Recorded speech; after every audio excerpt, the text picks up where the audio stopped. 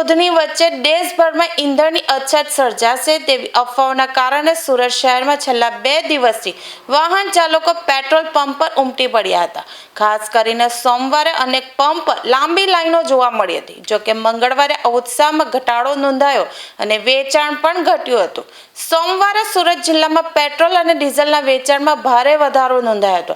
આ દિવસે પેટ્રોલનો પ્રારંભિક સ્ટોક 1.12 કરોડ લીટર હતો, જેમાંથી 17.07 લાખ લીટર પેટ્રોલનું વેચાણ થયું હતું। તે જ રીતે ડીઝલનો સ્ટોક 1.74 કરોડ લીટર હતો અને તેમાંથી 39.13 લાખ લીટર ડીઝલનું વેચાણ થયું હતું। દિવસના અંતે પેટ્રોલનો સ્ટોક 95.78 લાખ લીટર અને ડીઝલનો સ્ટોક 1.35 કરોડ લીટર રહ્યું હતું। વાહન ચાલકોમાં અફવાઓને કારણે ઈંધણ સંગ્રહ કરવાની દોડ લાગી હતી, જેના કારણે પંપ પર ભારે ભીડ સર્જાઈ હતી।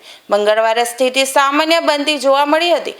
પેટ્રોલનો પ્રારંભિક સ્ટોક 95.78 લાખ લીટર હતો, જેમાંથી 10.36 લાખ લીટર પેટ્રોલનું વેચાણ મળ્યું હતું, પણ ડીઝલના આવું જ જોવા લીટર સ્ટોકમાંથી માત્ર 21.59 લાખ લીટર અંતરે પેટ્રોલનો સ્ટોક 85.42 લાખ ડીઝલનું વેચાણ થયું હતું।